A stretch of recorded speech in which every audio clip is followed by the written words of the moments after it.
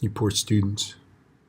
The first problem I give you is a curveball, right? So F equals MA. Notice that this is grams, right? It's like, ooh.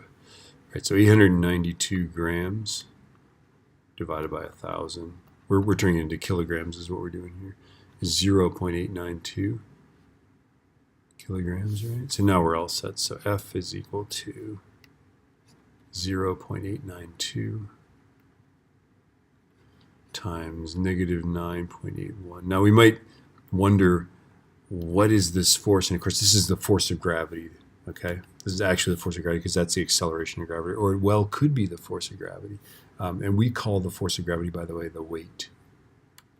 Weight is the force of gravity here. Weight, I'll tell you the force of gravity. Okay, so 0.892 times negative 9.81. And my force is negative 8.75052 newtons. Or I guess just negative 8.75. So that means it's, probably in this case, it means it's down, right? I'm just guessing, right? But it's in the negative direction. Whatever made this negative made this negative. All right.